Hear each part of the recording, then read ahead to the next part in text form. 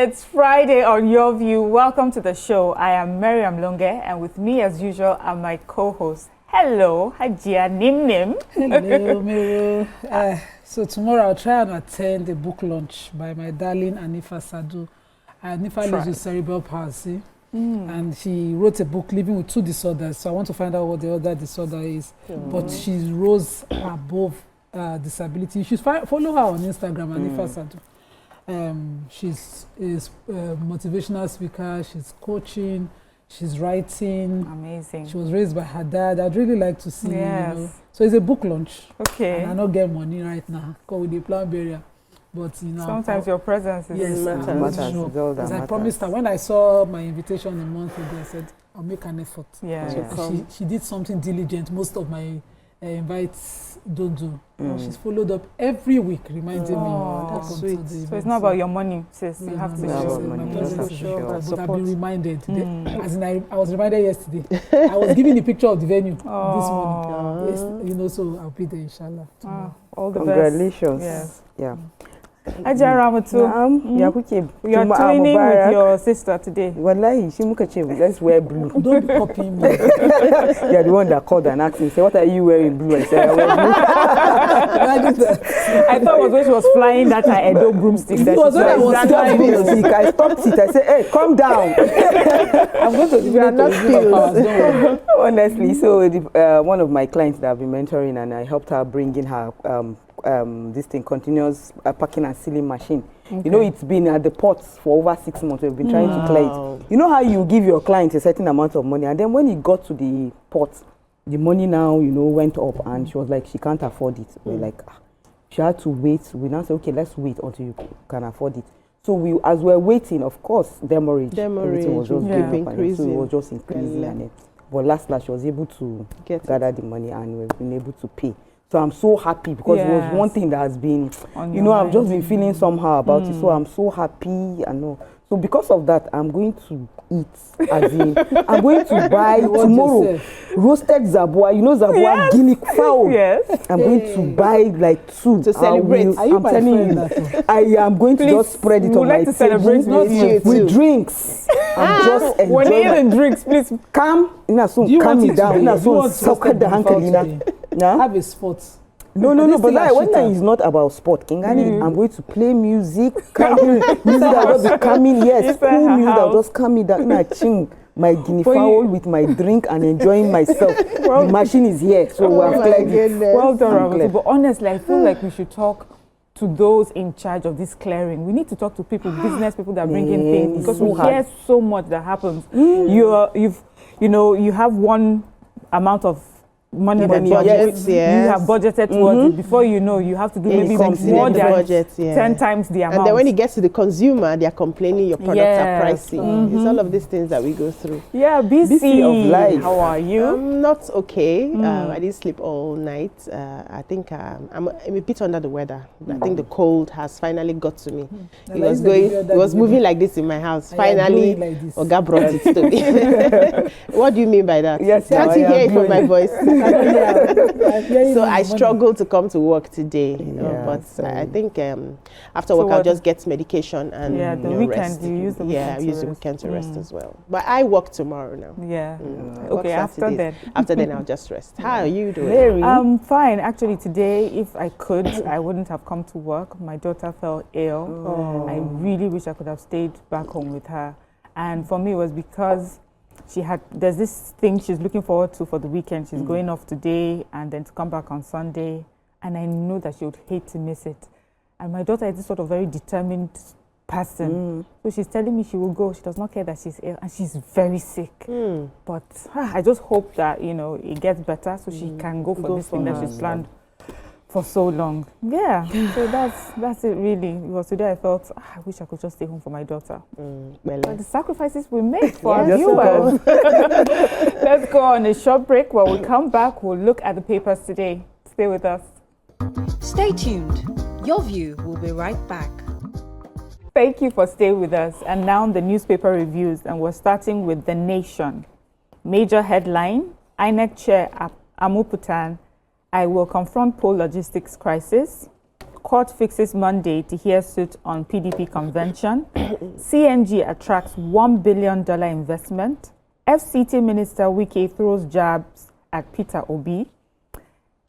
NMA, Nigerian Medical Association, Kanu's ailment not life-threatening. He's fit to stand trial. Senate steps down Electoral Act bill for wider consultation. NBA, police to jointly review tinted glass permit. Presidential clemency list still under review, says AGF. And Nigeria will surpass IMF's 3.9% growth forecast, says experts. So NBA, the Nigerian Police Force, and the Nigerian Bar Association section on Public Interest and Development Law, that's NBA SPIDL, have agreed to review the tinted glass policy to make it align with public interest and national security objectives. The chairman of the NBA SPIDL, Professor Paul Ananaba, SAN, announced this while addressing reporters yesterday in Lagos on the activities lined up for the SPIDL 2025 conference. The NBA leader said the decision followed weeks of engagement between both parties after concerns were raised by Nigerians over the harassment of motorists whose vehicle windows were not completely transparent. He said the association intervened after several reports of indiscriminate arrests and impoundment of vehicles by police officers enforcing the tinted permit directive. Now, following their discussions with senior police officers, he says they agreed that enforcement of the tinted permit should be suspended while a joint review committee is constituted again. He said the committee would examine the legal and security implications of the policy and recommend new modalities for its regulation. And according to him, SPIDL's engagement with the police was not confrontational, but aimed at promoting accountability and justice in public administration. So we'll wait to hear what will come out from the committee's engagement on tinted permits. There's more relief for those objecting to the amendment of the electoral law. The Senate committee chair on the Independent National Electoral Commission, Simon Lalong, he says that they'll be stepping down, the amendments and the repeal for wider consultation. He says that although they are looking at amending the electoral law to, to propose new innovations such as digital register of results, QR-coded voters' identification cards, stricter timeliness for party primaries and result transmission, and of course, the fear of the moving the elections to November to give room for all the appeals, so that by the swearing-in, appeals would have been concluded, so that somebody is not on an electoral tribunal while in office. So they said that they'll just be stemming it down to to give room for wider consultation. He now highlighted some of the problems. He said although the 2022 electoral law introduced some landmark reforms, but it posed significant weaknesses. Some of them included delayed release of election funds, disputes over the voter register, conflicting interpretation of result transmission, weak enforcement of electoral offences. And he says that, so the objective of this one, of course, is to deal with some of those lapses. But because of the clamor out there, it should be stepped down for a bit for wider consultation. I hope they're quick with these consultations and that every innovation is welcome, in our elections, and we'd like to see. Okay, so I have the IMF gist. They said the economic and finance experts were unanimous that the Nigerian economy has entered a strong recovery phase, with the country's real GDP growth expected to exceed the upgraded projection of 3.9%. This was said by the IMF. That's the but they cited improvements in the country macroeconomic outlook. They said that the Nigerian stock market yesterday went up their capitalization of 94.17 trillion after investors opened up market orders in a scramble that added 389 billion in net capital gains. They also said that the market value of all quoted companies at the Nigerian exchange regains its bullishness on Wednesday on the back of the release of the IMF WEO.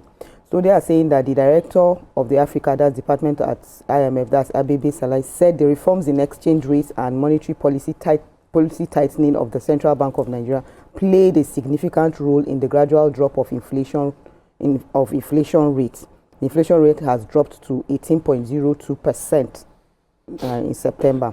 Also, they said the National Bureau of Statistics, in its latest Consumer Price Index report, showed that headline inflation dropped by 210 basis points from 20.12%. So they are saying that the experts are saying that all indications for substantial growth in the period ahead are in favor of Nigeria, as the reforms have laid a strong foundation for sustained and accelerated growth. So yeah, okay. Thank you. Let's look at the Punch. Major headline: under pressure, Tinubu may drop controversial names from pardon list. INEC to review lecturers' roles as Senate confirms Amupitan. Hajj, Saudi Arabia slashes Nigeria's camp slots to 67,000. Man burns ex-girlfriend inside Oyo barracks. Bandits kill 5 policemen, 3 guards in Zamfara. PDP crisis. Court freezes convention plans. Nigeria missing as IMF lists Africa's fastest growing economies. Oh, wow. Abure taunts OT-led LP faction over infighting. Military declares war on new terror group. Wulo Wulo. Wulo Wulo. Wulo Wulo. Oh, Wulo Wulo. Okay. Woo woo. Please, Let me your take, serious caps on. This Okay, is we're serious. I want to take the, so his congratulations are in order for the new INEC chair, Professor Joash Amokuto, who was screened and confirmed yesterday by the Senate. He was screened for 3 hours. Question, But the professor of law was confirmed to now replace Professor Mahmoud Yakubu. And during the session, the senators were quick to say that, lecturers, academics being appointed as INEC chair and the returning officers did not do any difference, questioning the credibility. They used the case of Professor Ignatius Uduku, the one from Akwa Ibom, where things happen. that is 3-year term now. So they cited a lot of that, saying, and he promised, he said that they will review the rules of this, that being a professor does not make anybody a saint or perfect. So he, as the new chair, he cannot guarantee anything until while he's in office. He would review that rule and the entire process and ensure that those who handle election results are not only competent but credible going forward. He gave that assurance. And of course, quickly, APC jumped on it, PDP jumped on it, New Nigerian People's Party jumped on it, throwing their weight behind this proposal, the proposal by the new chair to review the rules of university lecturers in the election management. If they don't use lecturers, who would they use? I'm just thinking. And use technocrats from corporates. Oh, wow. But then they can say they have accounts. And they have interest. Anyway, let's go on a short break. When we come back, we'll continue looking at the papers. Stay with us. Stay tuned. Your View will be right back. Thank you for staying with us. We're still reviewing the top stories. Yes, I have the human interest story. So the Oyo State Police Command has confirmed the arrest of a man, Lawal Farouk, who allegedly set fire to his ex-lover after their relationship went sour. So according to Punch Metro, it said that happened on Thursday at a military barrack in Ibadan, the state capital. It says a counterinsurgency expert, Zagazola Makama, was the one who shared the details of the incident on X, and he disclosed that the suspect claimed he and the victim had taken an oath never to separate. However, the suspect was said to have become enraged after the romantic relationship between the two of them broke down. Now, he got upset by the situation and allegedly doused the victim with petrol before setting her ablaze. Now, following the incident, the military personnel at the barracks reportedly rescued the victim and rushed her to a hospital before arresting the suspect.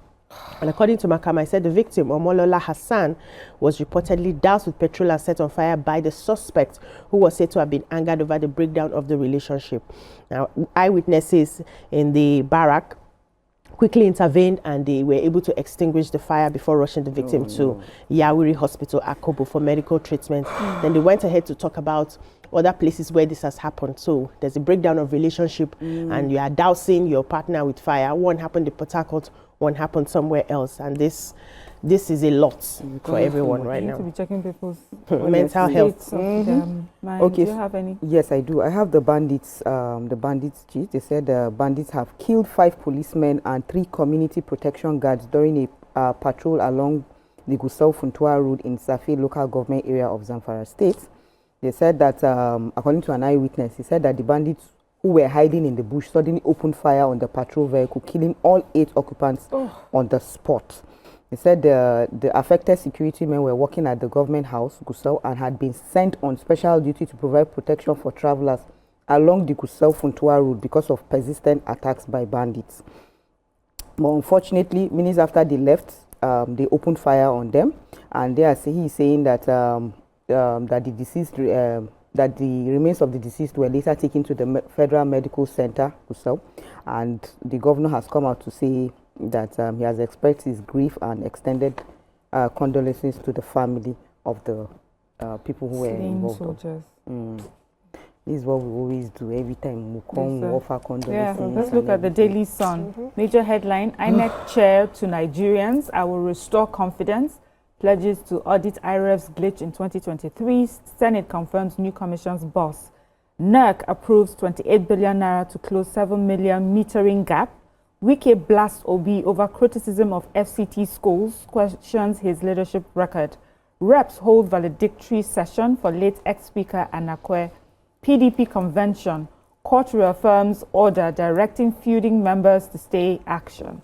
Electoral Act amendment. Senate steps down bill over ambiguous provisions. Nnamdi Kanu is medically fit to stand trial. Ailment not life-threatening. NMA tells court.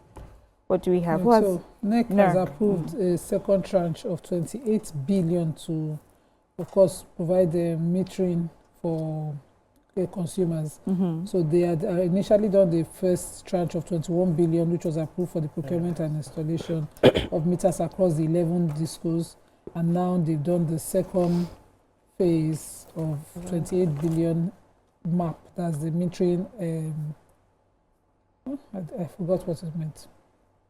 Well, according to the chairman Musliu Hussaini and Commissioner for Legal and Licensing Compliance, the other procurement outlines operationalization of Tranche B of the metering acquisition funds as metering acquisition program.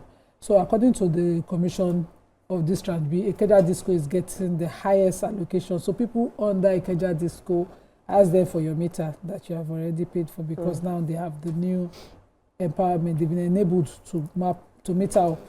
The Eco Disco, of course, gets 4.6 billion of the money, and Ibadan Disco gets 4.26, and then in that order, the money continues to reduce across all the discos across the nation.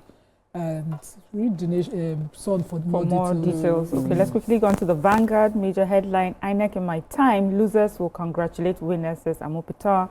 Users' rapid data depletion threatens telecom sector growth. Rivers revokes 134 billion naira contract awarded by IBA's orders refund. 2027, APC moles have taken over INC, Scribe cries out. Why we've not released inmates pardoned by Tinubu, AGF. Suicide takes center stage at Vanguard's third mental health summit holds today. Presidential pardon, Macaulay shouldn't have been lumped with ex-convicts, this according to the family. And National Grid loses 4,091 megawatts per hour in September. Let me take the presidential pardon. So the Haba Macaulay family of Lagos yesterday broke their silence over the pardon granted by the president to their patriarch, saying that the clemency should not have been lumped with drug barons, ex-convicts and murderers. The family also urged the federal government to restore the legacy of the first nationalist who was unjustly convicted for his political activism in the country. They said the family was led by former national chairman of the PDP, Olabode George. As we know, he's the great-grandnephew of the nationalists. And then he was also there with a lot of other family members. Just go to something I found. So they said, so according to George, Macaulay in his time was vilified by colonial press, labeled a troublemaker, even imprisoned, but history has vindicated him. Integrity, after all, is not about popularity. It is about principle. They said that he did not live to see independence, but he built the road towards it We who are beneficiaries of his struggle have a duty to continue building to expand freedom beyond politics into economics, education, and social justice. There was something, they're asking for. They also said that they're urging the federal government to rebuild Macaulay's house at Marina, which was demolished by colonists to build a general post office building on Marina. Okay. Yeah. So in addition to that, because it's linked to the story I took, they said there are indications on Thursday that some names on the presidential pardon list approved by the Council of State as presented by the Attorney General of the Federation, Prince Lateef Fagbemi, SAN, may be dropped. The development comes amid growing public outcry over the inclusion of certain high-profile and violent offenders among those pardoned by President Bola Ahmed Tinubu. The presidential pardon, usually granted to mark national occasions, was also meant to decongest prisons and promote reconciliation. Now, the presidential statement noted that the decision followed recommendations by the Presidential Advisory Committee on the prerogative of mercy, chaired by Attorney General, and he added that lists of the beneficiaries were divided into 6 categories: those granted pardon, posthumous pardon, including the Ogoni 9, victims of the Ogoni 9 honored, presidential clemency, inmates recommended for reduced terms of imprisonment, and inmates on death row whose sentences were commuted to life imprisonment. Now, however, the latest episode reignited debate, we also talked about it on the show, over the transparency and integrity of Nigeria's pardon process. And they're saying that they will still have, there's enough time to still review, they're still reviewing the list. That's why they've not released them. So anything can happen. Some people may be called back, some people may not be released, depending on the public. So that will be tough. But thank you, ladies, and that's all we can take from the papers this morning. Let's go on a short break. When we return, we'll look at our hot topics for today. Stay with us. Stay tuned. Your View will be right back. The Minister of Solid Minerals Development, Dr. Dele Alake, has sparked intense national debate after calling for the closure of schools in Nigeria that charge tuition fees in foreign currencies. He described the practice as a major loophole, draining the economy and fueling the relentless demand for dollars. Supporters of his position argue that it's a bold and necessary step to protect the naira and restore economic order. They believe that allowing schools within Nigeria to charge in dollars or pounds unfairly pressures families to source foreign exchange, driving up its value and further weakening the local currency. They also insist that such a policy would align Nigeria with global norms. After all, no nation allows local institutions to collect fees in another country's currency, and that closing this loophole could help plug the kind of capital flight that silently erodes economic stability. But critics see things quite differently. They warn that such a move could backfire, hurting rather than helping the education sector. Many argue that some international schools peg their fees to foreign currencies because they hire expatriate staff, import learning materials, and maintain global standards that require foreign exchange. Others say that parents who can afford such schools should have the freedom to make that choice, and that shutting them down would only limit options and discourage private investment. So the question is, should schools in Nigeria be banned from charging foreign currencies to protect the naira? Join the conversation on 0201 635 2013 or 090 241 63440. You can also tweet to us at TVC Connect using the hashtag YourViewTVC. Ladies, we're having this conversation again, but you know, this is also coming from a top person in government. You know, we have sort of called them out, but now there's someone within the same ranks that is, you know, highlighting the issue again. So what do we think about this? So on the one hand, he's saying, shut these schools down. They're costing us a lot, devaluing our naira because people have to source for this foreign exchange. But there are some people that are saying, those that can afford it, allow them to, to afford it. There, Nobody is holding anyone down. And it's because also these schools, there's a reason why they do that. They need to maintain a particular standard. So that is why they get it. What are your thoughts, ladies? Okay. We all need to work together to make Nigeria a great nation. And that means that many times we'll have to suspend some of our tastes, so to speak. So I do not agree that the schools should be shut down. The schools should have or should abide by Nigeria's policy? And that will make me to ask the question, what policies do we have for international schools in our nation? Do we have policies that protect the common man, even though other people are there to also still make, do their business and make money from it, but then it protects the interests of, the larger populace? Do we have such policies on ground? If we don't have such policies on ground, then we have to start making such policies, because we cannot tell people not to do business the way they want to do business. We cannot tell people not to set up international schools in our nation, right?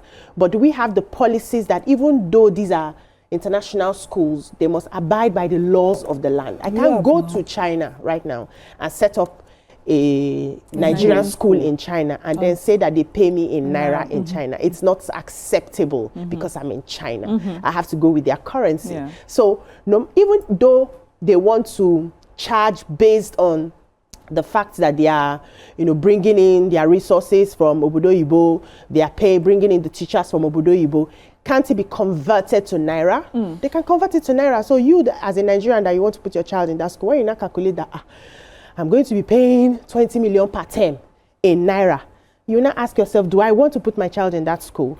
So that the schools know that this is the law of the land. We're not stopping you from whatever you want to charge you, but it has to be in Naira currency, so that we don't put burden on dollars, right? Because we are getting somewhere. We are getting to a point where Naira can be used all over the world as well. It shouldn't be. I don't know why. I don't know the emphasis on it has to be dollar to make it international. We are an African nation. We are a strong African nation. We should start working to the point where if you're dealing with Nigerians, you're dealing in Naira to reposition our Naira to gain that strength. So in light of that, I think many of these schools need to bring down their pride. I sell products that I use raw materials from Obodo Yibo because many of the materials I can't source here. We don't have them here because of the quality of what I want for my skin and the skin of my customers. But I sell in Naira. So it's just for me to do the math and convert it. If you can buy, you buy. Many people come and say, your products are expensive. I say, okay, the products are not for you. My products are not for the large market. It's not for the large populace. It's for people who pay attention to what they put on their skin. And because the materials are in dollars, I will not sell in dollars. I am in Nigeria. I will find a way to convert it in Naira. And those who can buy, can buy. So because of that, I think it's a good thing, but he should not close down the schools. If we don't have policies, this is the time that our lawmakers need to sit down and say, okay, these are the policies that guide us as a country, even if you're setting up your international schools and all of that. So I was going to... Okay, go, continue. So how do you propose they enforce it, if they want to enforce? Because our Central Banks Act and the Foreign Exchange Monitoring and Miscellaneous Provisions Act stipulate that the only legal tender in our country is Naira. Yeah. So how do you do business here? I think we have the elite and the politicians and even the minister to blame for subscribing to schools like this in the first place. No business in this country should charge in another legal tender. Yeah. Remember when Femi Falana was querying $1 thing, they were saying that, it was wrong. Our legal tender in this country, I'm trying to remember that particular incident so I can bring it into question, because I wanted to go at the minister and politicians as well. That our legal tender in Nigeria is Naira, and only Naira should be stipulated as the money for the money exchange. Whenever there's a money exchange, it should be stipulated. If you like, buy your head of principal in from foreign country. When they land here, they pay Naira. Find the difference, because what you do is that you deplete our foreign reserve by making Nigerians earn Naira, then source dollar to pay for things locally. We can understand that some of them have children abroad, but they are sourcing your country's currency to pay in your country. Nobody, no matter the name, title you give to that business, should be allowed this kind of excesses. True. It is abusive of our people and our ways. And it's just, about time that somebody is waking up to now make it an enforcement. One of the ways to enforce it is to shut down the business. If he pay you well, you go do the right thing. Because if you go to that China that you explained now, truly, you won't dare them. You dare not. It's only here you see foreigners marching ground, doing anyhow, daring us. because we lack, we lack bites. We only back a lot of times, Okay, As so for strong me- as that statement Yeah. is, I think you make a point, because I remember when we went to China, if you offer them dollars, they'll ask, are you kidding? Yeah. They almost look at it with disgust. Yes. Like, give me my money, my own local currency. I would like to see that with us. Okay, so I'll say this, that the most important thing is that the government has to make sure that the country business can be run successfully here. Our currency is unstable, and let's not lie to ourselves. Yes, it's naira, but a lot of things is the dollar that determines a lot of things in this Nigerian economy. If you notice, everything you do, they will tell you that, okay, what's the dollar rate right now? I know a lot of people who saved money. Dollar is like let's say it's like an asset. I know a lot of people who saved money some years back when dollar was at 580. Now dollar is 1,400 and something. They have cashed out. So if I'm going to come and do business in a country, I have to do something that will pay me.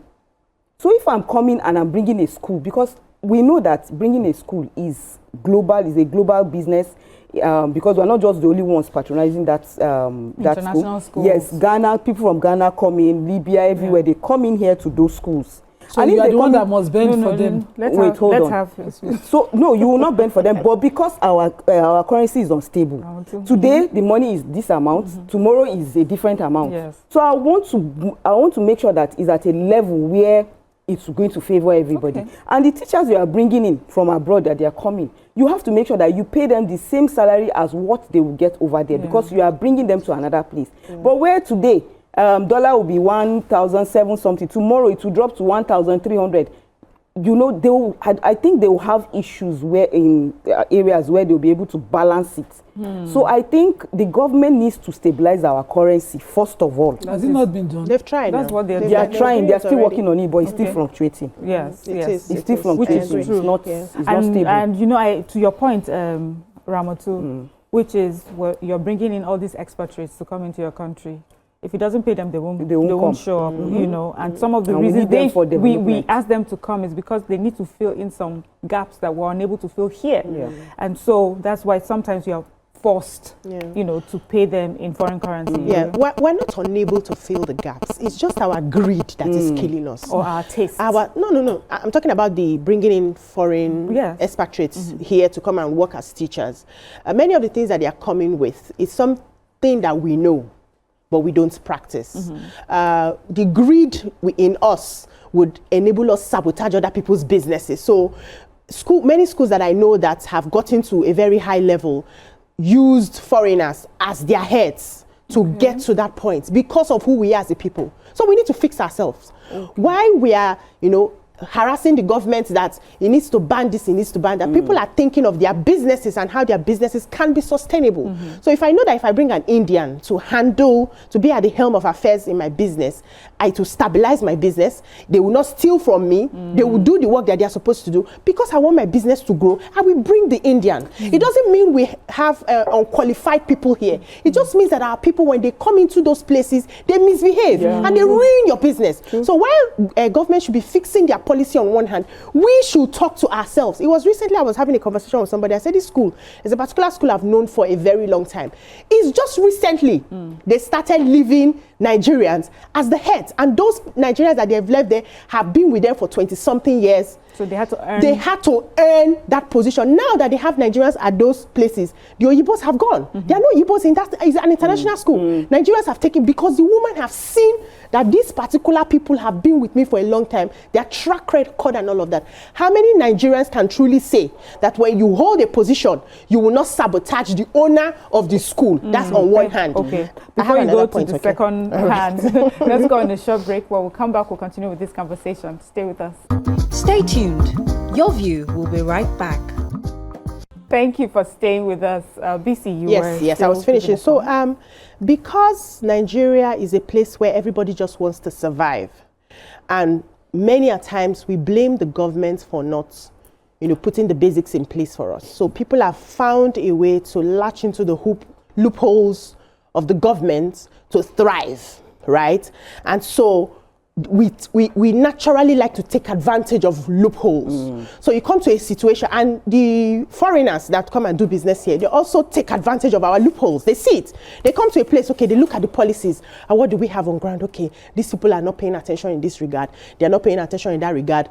Let us do our business this way, which they cannot try in their country because those people pay attention, and they've blocked over the years those loopholes. So to do a business as a foreigner in another place, you need to sit tight because all the policies, all the checks will be done. Now, there's something I always say, where there is no law, there is no sin.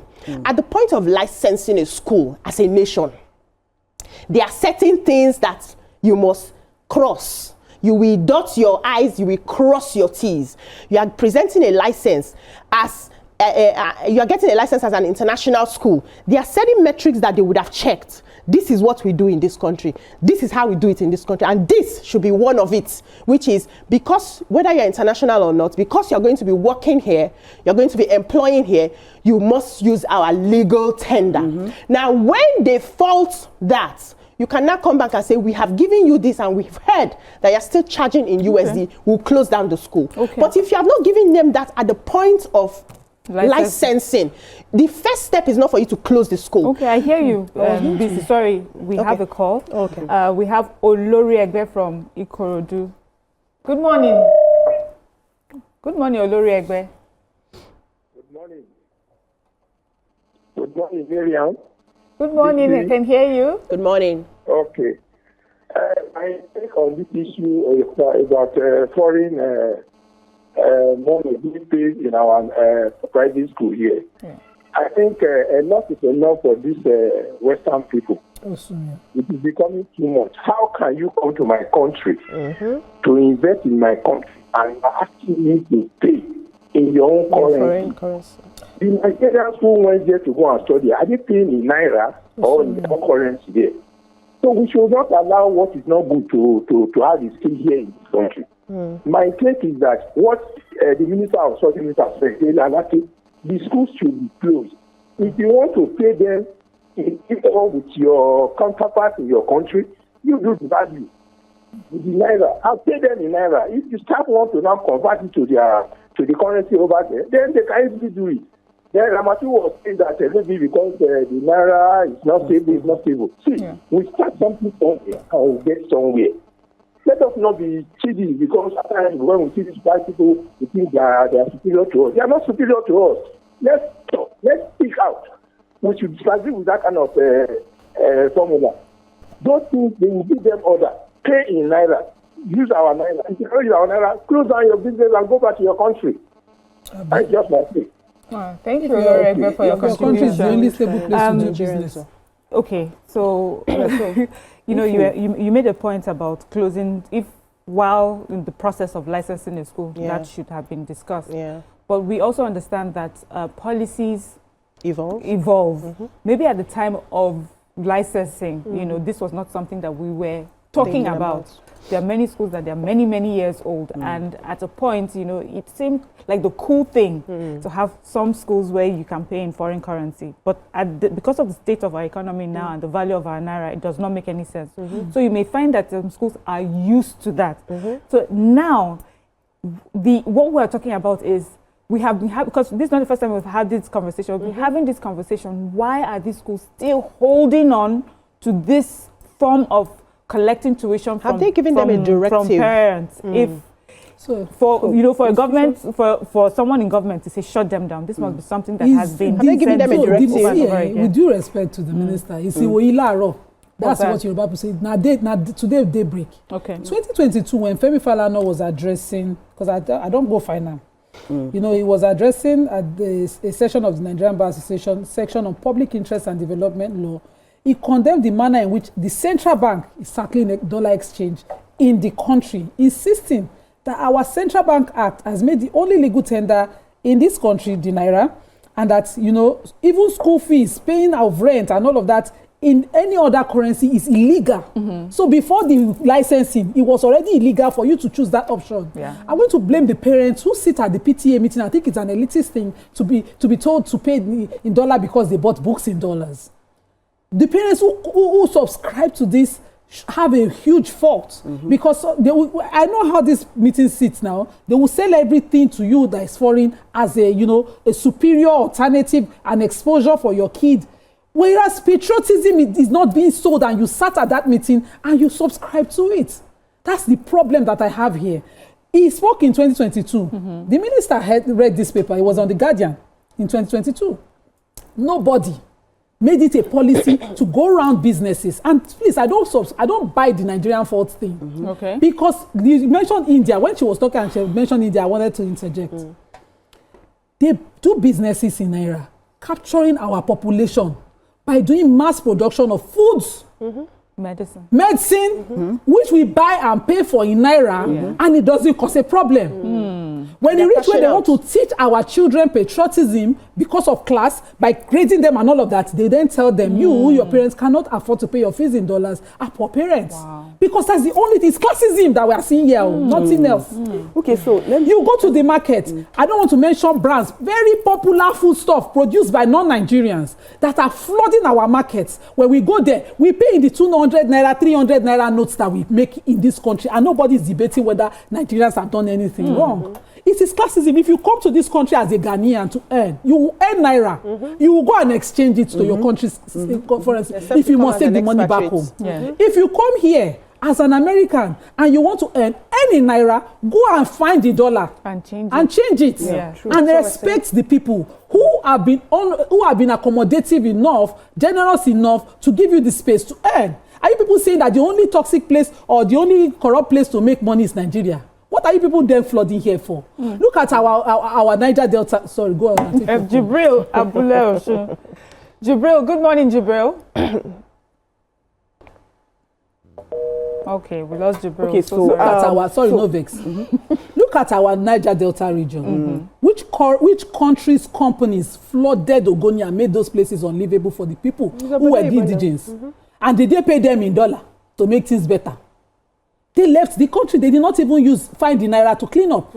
So these are the conversations, the core conversations themselves. You know what they now do? Raising our younger generation to have the same mentality that brought us here. If every Nigerian say, no, I will not take that insult. This is my fatherland. We will do better. But when you say, okay, when they dollarize it, you keep it stability. Do you know what dollar is doing to the owners of dollars? But they are in their country. They are not faulting their country and condemning it. They are looking for solutions within. Okay, we have a caller. Let any foreigner come and tell us what to do here. We have a caller. Gloria. Good morning, Gloria. Good morning. Please go ahead, Gloria. We can hear you. We are talking, just a good morning, everyone. It's just about the dollar thing. Like in Ghana, I think Ghana was like that before, but it's changed now. If you are a foreigner, you pay in dollars. But if you are a Ghanaian, you pay with Ghanaian money. Okay. So it's not like that anymore because they know what is costing to their economy and they just stopped it. So if you are a foreigner, you pay in dollars. If you are a Ghanaian, you pay with your normal currency. So I think it's a very good step for our economy. When we started Dubai 20-something years ago, we pay in Naira. But as the economy was not stable. They were trying to sort people to get things. But now, you must change to their own money. Okay. To be able to, because they know they can do without you now and they are stable. Okay. So you must change to their money. I think it's a very good idea. Thank you, Gloria, for your contribution. So what Gloria is saying is that, so in Ghana, they would earn the foreign exchange. So they're not asking their citizens to change their cedis into dollars. They're saying, wherever you're coming from, change whatever money you have into dollar and then so we earn foreign exchange. But I was going to ask Ramatu, you're a businesswoman. You do a lot of importation. And sometimes you have to change your Naira into, dollars. And I just find that, I'm wondering, do you think it's a form of hypocrisy that government is clamping down on schools when they seem to have a lot of lifestyle habits that they source foreign exchange for, And I think that maybe they should first look at that area first, Yes. And how do you think that also affects you as a business person when you're doing your importation? The institutions, obviously, they need to do better. Because there are, we have the Bureau de Change people. There are people out there who sell dollars. Convert dollars, they will go, you bring your naira and they give you dollars. If only the government can regulate this thing and say, okay, our banks, it's only our banks that will give out dollars. You know that these people are going to lose their jobs. Fine. But you can only get dollars in the banks. Now, if I want to put my child in a school that says we should pay in dollars, the school, I'm going to pay that dollars into that school's account, and it's going to be the school will have a dollar account. If we pay that money into the school's dollar account, now I have to go and source for that dollar outside to buy from the Bureau de Change and go and deposit that money into the school's account. So you can imagine if the Bureau de Change they don't exist. You have to buy that dollars in the bank. The bank will change that dollar to naira, and that will force the school to start collecting naira. That method will work if we try it. That's just the truth. Like now, look at this. Like you were asking about my business. The machine I mentioned this morning, we bought it when dollar was how much? Dollar was 1,700 when we bought it. When we bought the machine, and you know how you give your customer the total amount, such that the customer will just go and relax. The machine will just come and go to your house straight up. But at the end of the day, dollar was now up and down, fluctuating here and there. And then when he now landed, there was a time the dollar went up to 2,000 before it now started coming down to the level where we are now. We're trying to clear it since that time. It went up. So that was where my customer was trying to look for the money and everything. So it affects until I'll say this, until our currency is stable. Once our currency is stable, we know that this is the amount to dollar. Okay, and so then we can only get dollars from the bank. Because you remember when we're going to, when we're going to China. When we went to China, that's a developed country. This is a developing country. We must understand that one. All right. Then when we went to, wait, let me finish, sorry. When we went to China, before, you know, when we wanted to exchange money, you must go and exchange that money in their banks. You don't just go around and exchange money there. You understand? Yeah. And again, if our cards could work directly there, we won't even be thinking of carrying dollars there. You won't carry naira to China and say you want to go and spend in China. So our institutions have to make sure that this thing works so that we'll be able to have access to our money wherever we are. All right, thank you. Jibril is on the line. Good morning, Jibril. Oh, sorry, we've lost Jibril again. Yeah. Oh, sorry. Let's go on a short break. When we come back, we'll continue with our conversation. Stay with us. Stay tuned. Your View will be right back. Thank you for staying with us. However much we'd like to blame schools, especially with the two of you, you have mentioned your businesses where you have to use our hard-earned naira to buy foreign exchange, right? And I'm wondering, are you not part of the problem in devaluing our naira and running your business? You are making skin products. Most of the raw materials that they use for skin products are sourced here. Have you made it before? We've heard of big skincare brands that say they source their materials from Africa. Yes. Have you sourced it before to know that it's sourced here? When I was entering this skincare business, I was beating my chest. Yes, we're going to do all shea butter, natural, PKO, everything, so that it's African. Bang, bang, bang, bang, bang. When it was time to start buying raw materials, that was when I realized that Nigerians do not have raw materials. Because you see, all of those plantations that we think we have is being bought over by Oyibo people.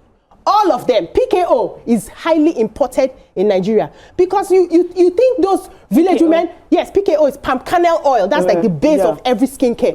It's bought all over. I didn't know. I thought we had it. It's just to go and source those local people to sell it to you.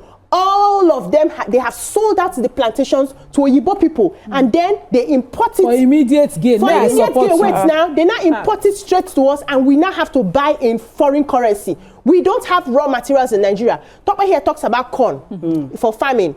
We don't have corn. We think we don't have corn. When you really want to go into farming, you now realize that those things that were at our backyard before, seeds, yes, do you people know our backyard before, they have bought out everything. So what do you want me to do in that case? I have to source for the foreign raw materials to buy it. However it is, whether I source or not, as long as I'm selling in this country, I will sell in naira because I have sourced it. Which is the right thing. I will sell in naira. You are selling to Nigeria, selling in naira. I'm selling in naira. Before you jump in, let me take Kuburat's call from Ilorin. Good morning, Kuburat. Kuburat, good morning. Morning.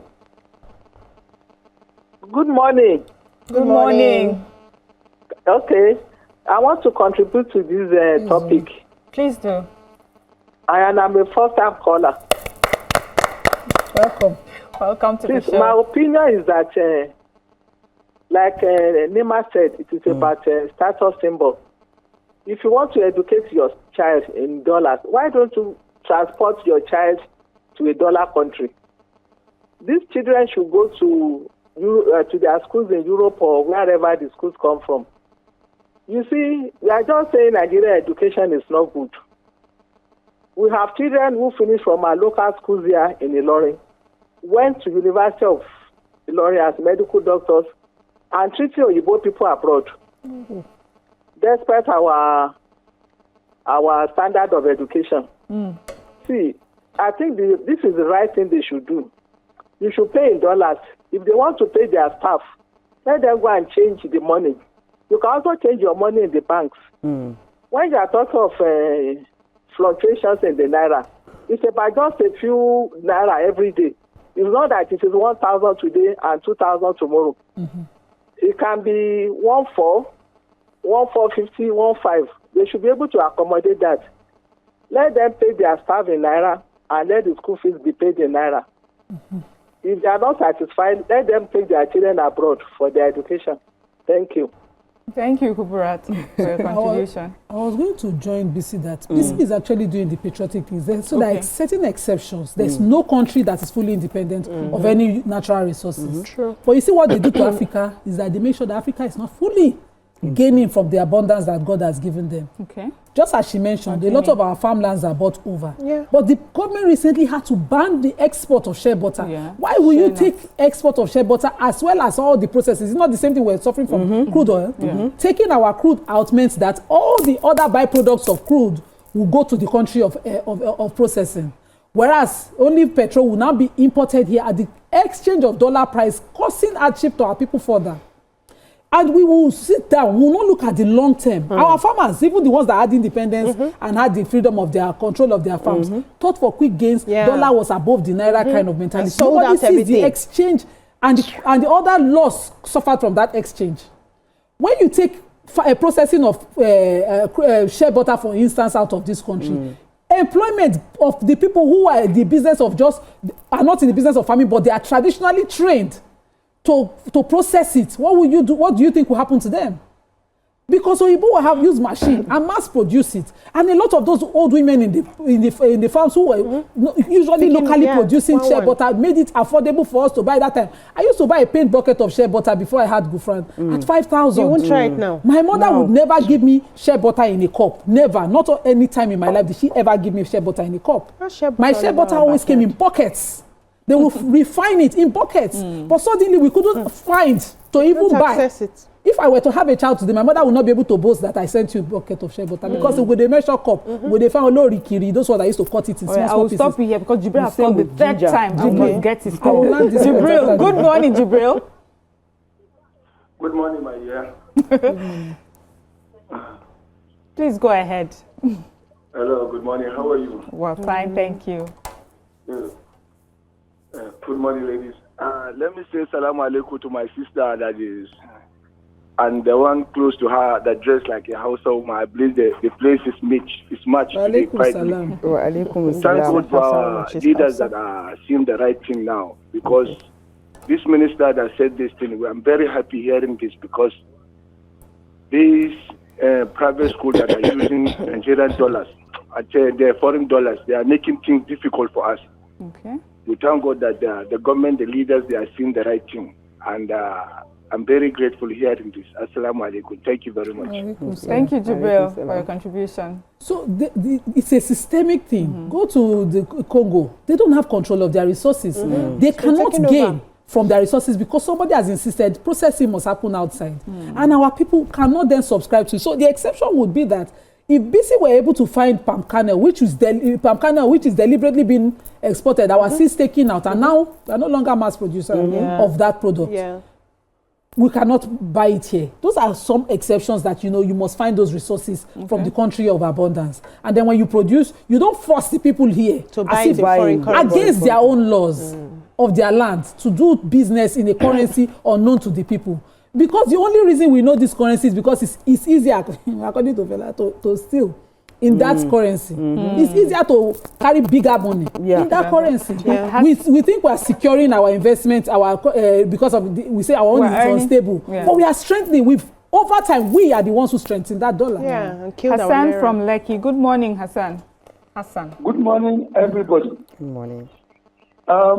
Please, I would like to make a contribution to what Ramatu said about banks.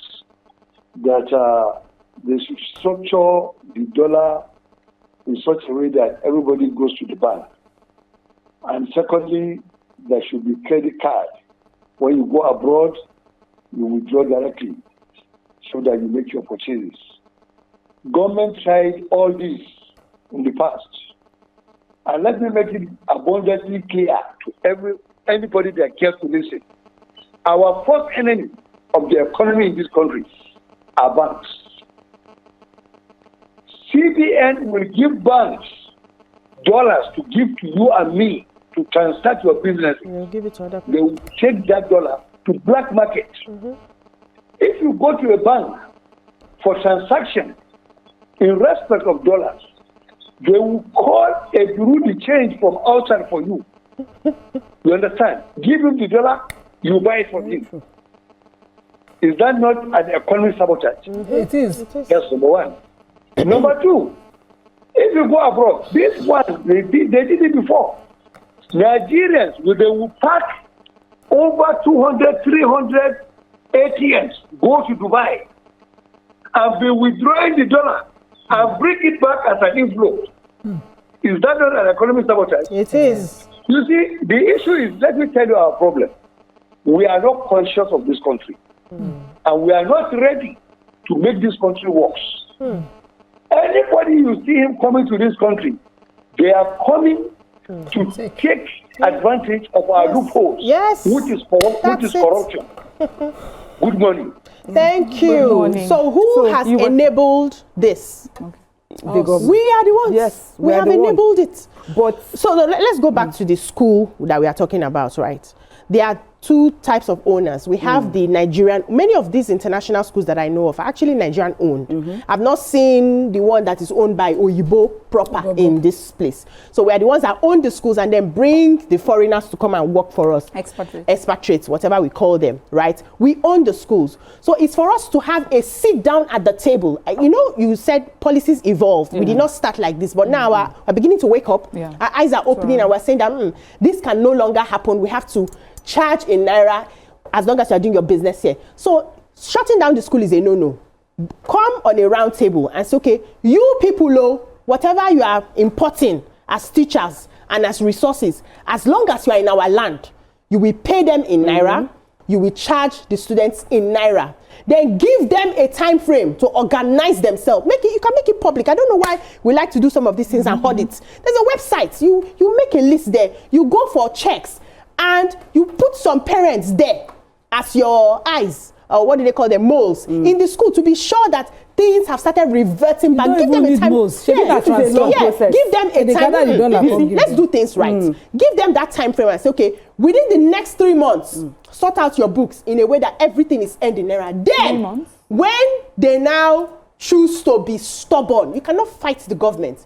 Government can now march down and shut down the schools. Okay, so this is even a long process. If you don't make the dollars accessible, you don't make the dollars available for the parents to buy and pay. It will affect us business people. Wait, hold on. She's talking for school fees. For school fees. If you don't have the dollars if they don't have access to dollars, they will not see the dollars. So if the government can make sure that the bureau de change and all of those people don't sell dollars, it will not happen. That's a longer route. This is because let me come from another point. Yes, you can have a school that say pay dollars. You can have a school that say, okay, pay dollars. It's your choice. Do you want your child to go to a school where they pay dollars? It's one of two things. Is either you want your child to go to the school that you pay dollars or not. You are not patriotic to your country, or you want, because there are some people who like a certain lifestyle. They should go abroad. Now, if you like the okay, so lifestyle, going abroad now, relocate. I'm going to pay for flights to go, and all of those. But you and I want to cheat be me? Seeing my child all the time. No, you want to cheat Do me you as understand? a country. So the most important thing is don't make that dollar accessible. If I don't see that dollar, I will not go and buy that dollar. No, to go and you have pay not solved the problem. To pay the school. No, Ramati, can I tell Ramati something? Before you cut in, we will be cutting off now to join a live broadcast of the APC stakeholders meeting holding at the Presidential Banquet Hall in Benin, Kebbi. Viewers can continue watching Your View by scanning the QR code showing on your screen right now. Yes. So why I say I want to respond to you is we cannot outrightly cancel the use of dollars in the country. It's not possible. We haven't gotten there yet. We may get there with time.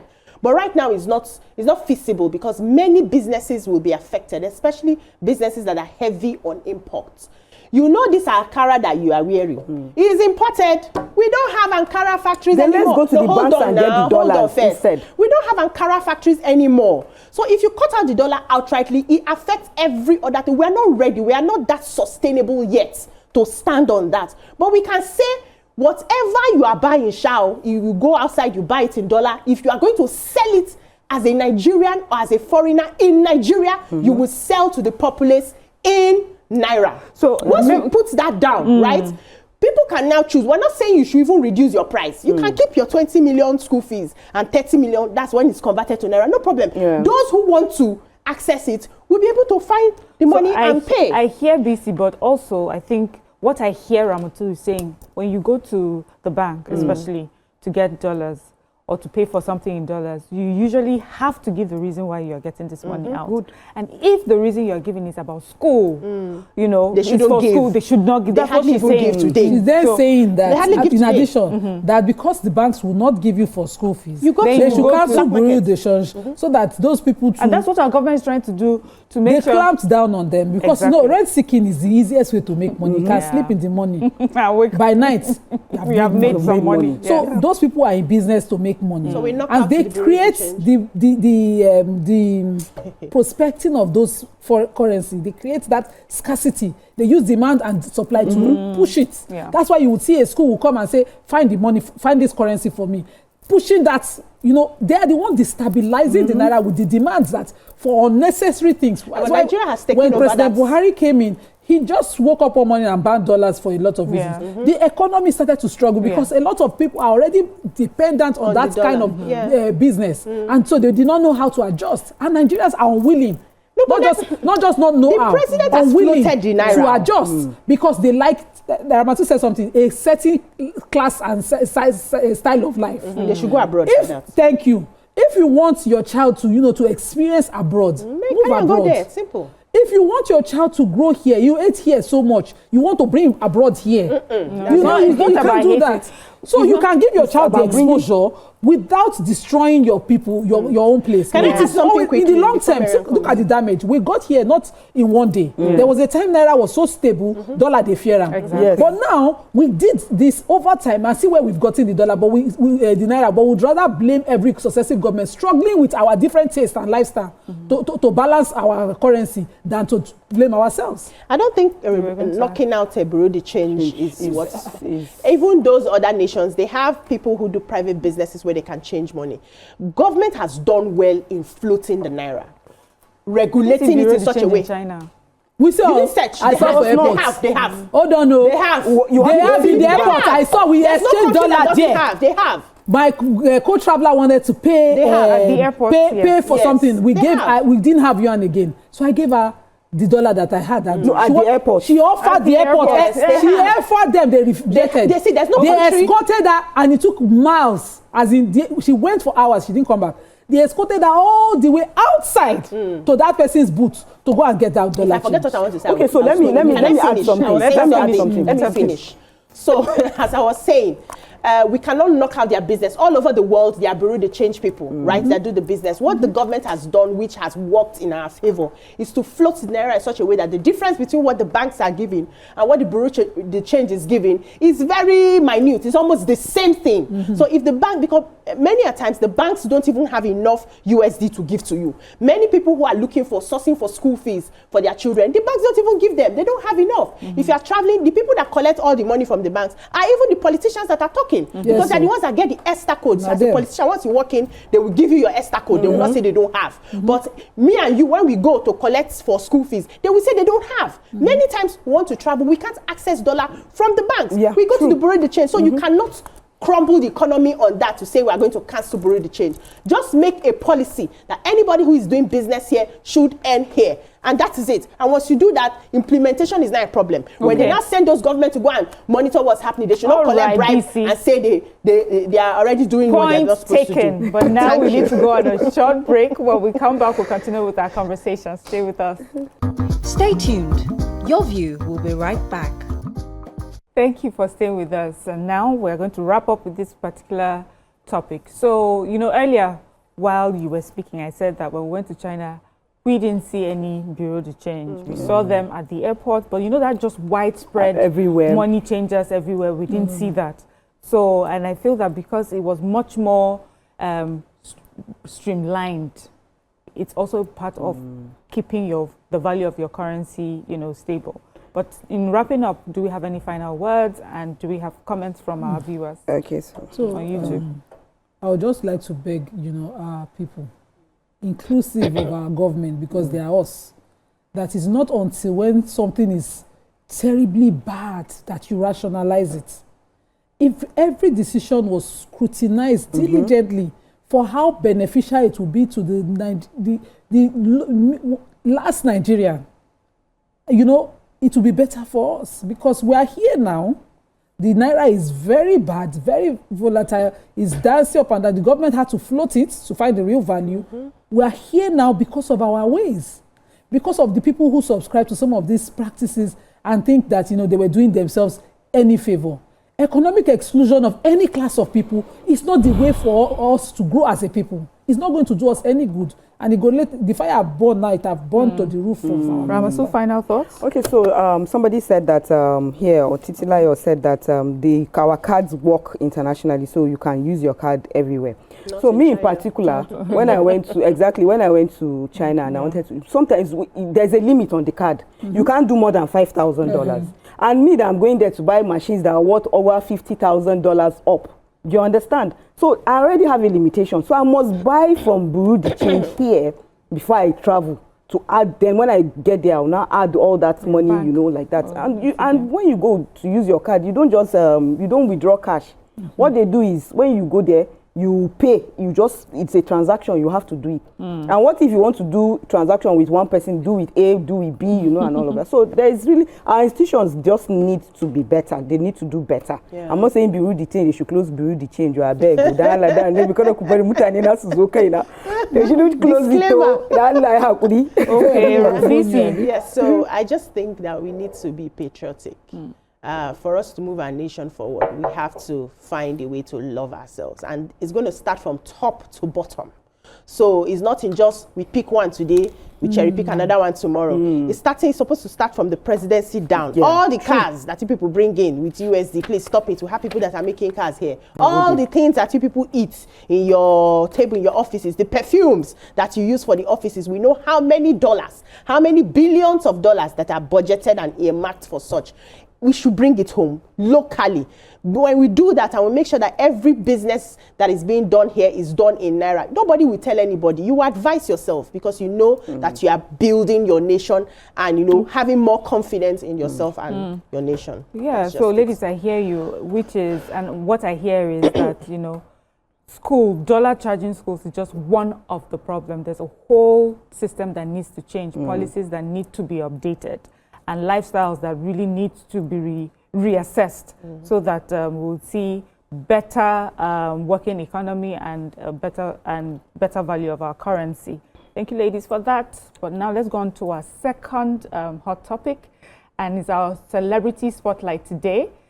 It's a clash between billionaire businessman Cosmas Maduka, chairman of Koshari's Group, versus nightlife king Cubana chief priest, and the hot topic, that viral phrase, money na water. So it all started when Maduka, in a recent speech, criticized what he called lavish spending culture among young Nigerians, saying he avoids events where people throw money around.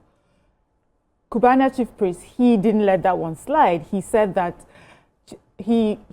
money na water is not about waste, it's about flow. He called it a modern day philosophy of abundance, a reminder that money should move, not stay stagnant, and that in today's digital economy, visibility is the new currency.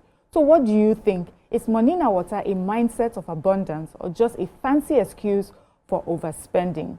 And you can join the conversation by calling us on 020-163-52013 or 0902-416-3440. You can also tweet us at TVC Connect using the hashtag YourViewTVC. So I have to be honest with you. At first when I heard Mr. Maduka's stance, I immediately agreed with him. I said, yes, it makes sense. And I've always just thought that it was lavish spending, people just being boastful. But listening to Cubana chief priest, I'm thinking, it was a whole different perspective for me, especially when he said visibility today is the new currency. Sometimes you tend to put some people in a box and just lock it up and let them go. But for me, I think he opened up my mind to maybe the modern realities.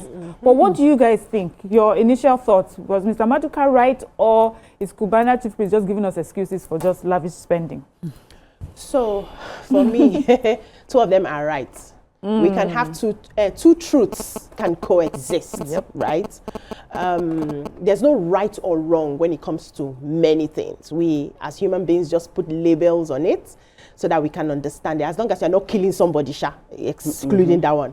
But really, in life, there's no wrong or right. There's no wrong way of doing something or right way, because what works for me will not work for you. And what works for you will not work for me. Now, being a businessman who has built from ground up, we know Maduka's story. He started from the very scratch. His doggedity, resilience, and everything helped him get to where he got to. And in his wisdom, from coming from that generation and starting from that scratch, would give him a certain shield, Okay, we don't do things like this. We don't show it like this. We hide it like this. We code it like this. That's a style. And there are people who I know who have done it that way too, that it worked for them. But the world is changing in such a way that Obi Cubana is also very right in the current realities. That chief priest, Noni. Chief priest, not the Obi Cubana. Cubana chief priest. I always mistake two of them. The chief priest. Yes, it's also right because visibility is now the currency of the world. I was having a conversation with a consultant recently. And she said that she's been studying, because she consults for different companies. I had to get her. And she said that she's been studying many brands. Those days, it was okay to have your brand out there without putting your face. And it worked. We don't know the owner of Coca-Cola today. Owner of Coca-Cola did not stand to dance on social media to get the business. And it works, right? That works. Those ones have built their name in such a way that it's outlived them. They don't need to put their face or anything. The brand, the product stands out. But with the new realities of today, people are now more attached to the personalities, not even the product. So they buy. Sorry, I have to cut you here. Let's go on a quick break. When we come back, we'll continue with the conversation. Stay with us. Stay tuned. Your View will be right back. Thank you for staying with us. Yeah, Beecee. So I was saying that people now are more attached to the personalities than the product. So they buy because it is you, not necessarily because of the product. They build an affiliation with you. They see themselves as your tribe. If you check many people who are making it in different industries, you see that their customers connect to them. I've even tested it with my own products. When I come out and I show my skincare and do stuff, I get more, because there was a time I was trying to say, okay, let me reduce putting my face out there. Let me use other people, to market the product. I sell more when I come out now and make a speech and talk about how I use this and use that. You see others coming in. So that's the way the world is going right now. And it's important that the old school and the new school come together and understand themselves and not saying my own worked better and my own did not work better. There are many people like Maduka who started who did not survive, who did not even make it, that we don't hear there. They started the way he started, but somehow along the line, they did not make it. There are many people on this other school who have put themselves out there somehow too. They did not make it. So one is not right and the other is wrong, and one is not wrong and the other is right. It depends on where you're standing. It depends on who you are as a person and what would work for you. Now, the catchphrase, money in our water, we as coaches tell people to see it. You have to see it to become it. Many of us stand in front of our mirror and say, I am a billionaire. There's no billion in my account, but I'm projecting into my perceived future so that I can attract it. And it may take me many years, but I will get there because I believe it. Isn't it a form of fake lifestyle? It's not a fake lifestyle. It's you. Say you are something that you're not. No. I am not right now in my physical, but I am abundant in nature, and it will come when I can manifest it to me. But let me quickly add this. That catchphrase, money in our water, I've heard it, and it's something I adopted. I don't go around saying it and splashing money. I don't even have money to splash. But I adopted it because I understood that water flows. And in my affirmations, my abundance flows. So if I hear somebody say money na water, because I believe it flows, and it will flow to me. So it doesn't mean that I will now start living a fake life and blowing money that I don't have because I'm saying something. That's just where I want to put it. Money na water. For you, what does that mean? I don't think that to be Cubana should, be responding to somebody you should take master classes from. I don't think so. So, time, pedigree has shown that this is a businessman that is, Igbo word for somebody that is something at his trade. A master? It's a master at his business. He's put time and grace, but just as Beecee said, money in our water might be the abundance that has flowed to a bartender's place. That's the original profession of Cubana chief priest. So Obi Cubana is the club owner. He was in charge of his bar. And today he's a millionaire or billionaire in his own trade, which was something unheard of, unseen in his trade. So when you are enjoying grace, don't displace hard work. Did you not work hard to get there? You work hard. No, you get the kind tip where I go collect as bartender.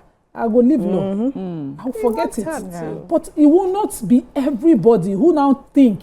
Do you know how many people have tried Cubana chief priest's method, but they didn't make it as well? So when you put the example of Maduka as a lot of people tried his methods, Dangote is not putting his face on any of his brands. They're buying sugar. Maduka how many Dangotes did his business. There are plenty. Nigerians still hold the highest millionaires in Africa. So we still do things that we do the way we do them.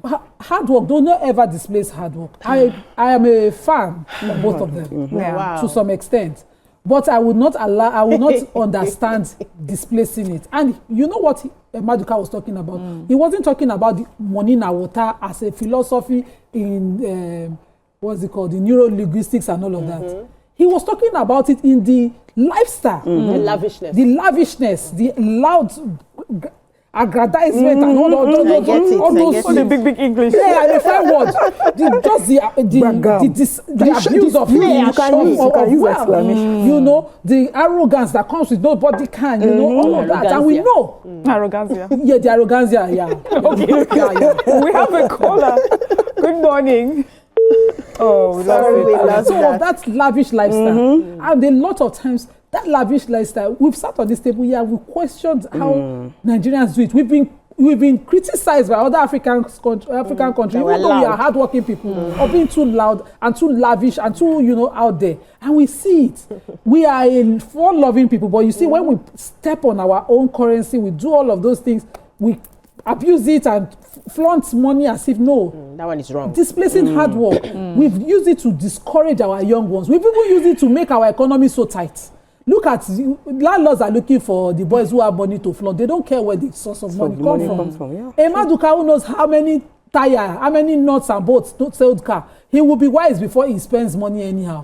He will disappear according to at any party. Instead of showing money anyhow, instead of spraying, he will write a check or he will put it in an envelope. He might spend more than the person spraying on the dance floor, but the person spraying on the dance floor knows that it's a lifestyle. Let me show them, pepper them, and all of that. So instead of spraying, he may invest in you. Yes, he might. That's the difference. So if somebody this podcasters who go around and say 1 hour with Dangote or 5 billion naira, Nigeria, Nigeria will say, some people say naira, some people say 1 hour, because mentorship, we can value that as well. So before you go out, responding to things like this, ordinarily you should be. Yeah, I would like to hear your money na water, but let's go on a short break. When we come back, we'll hear Ramatu's definition of money na water.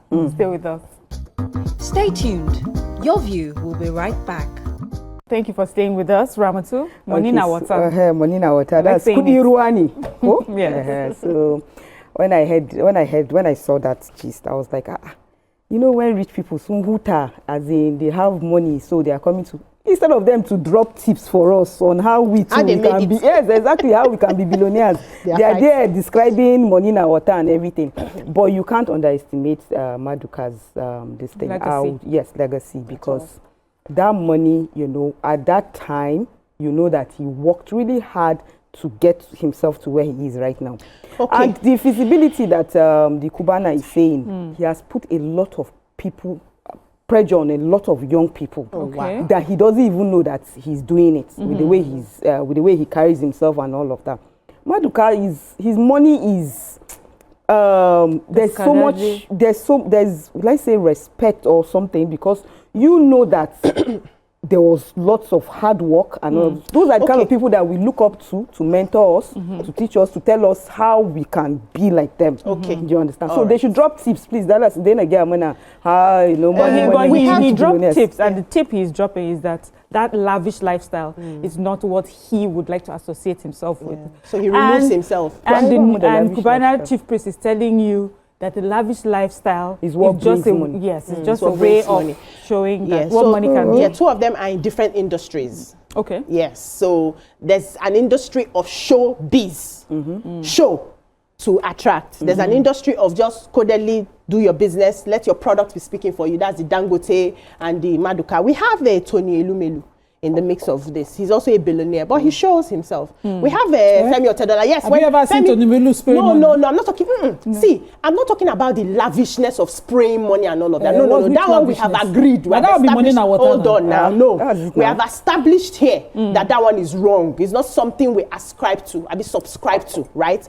But I'm saying that Femi Otedola, for instance, there was a time he bought a Lamborghini. Where you buy for your children? Guinness for your children. You people, because I don't follow you people, you wanted to crucify him here, but he was just living his life. He's out there. He's also working hard. So this idea of if you work hard, you will not share something, I think is a myth. We should remove it. I think you are mixing it up. Work hard and reward yourself. It's not the same thing. I can work hard. Step on the money. No. I can work hard and show my money.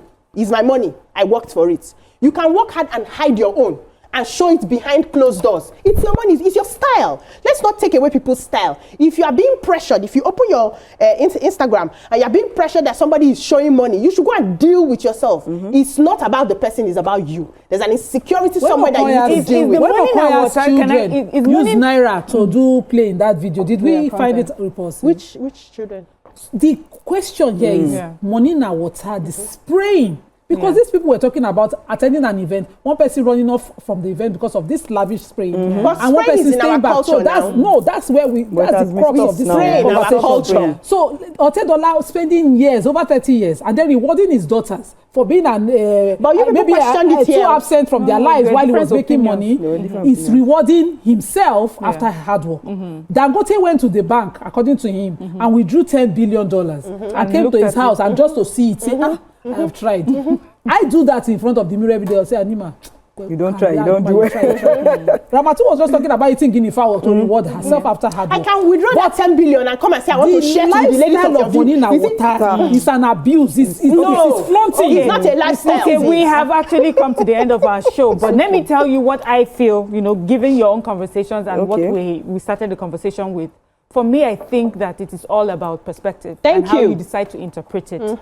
From what Mr. Maduka says, money na water for him means lavish lifestyle. For what Cubana is saying is that it's a way of, it's showing visibility, meaning you can also make your money through visibility, through contentship. after all, we have a new set of we have a new set of money makers, millionaires or billionaires that are influencers. Yeah, and what exactly creators. do those people sell? They sell themselves, their brand. So in the new world, maybe there's a place for attention, visibility, and being an influencer For businesses. But the true and tried way of Mr. Maduka also exists. As Beecee said, I would stay on that table as well, that two can exist. And but lavish lifestyle, spending money anyhow, stepping on it, that's not what I can dash you ladies money. Please dash us. Thank you. Whoever is likely to dash us money, Let him dash you money. Thank you, ladies. That's all we can take on the show today. And please remember to join us tomorrow, Saturday, for Your View Pidgin edition. Bye.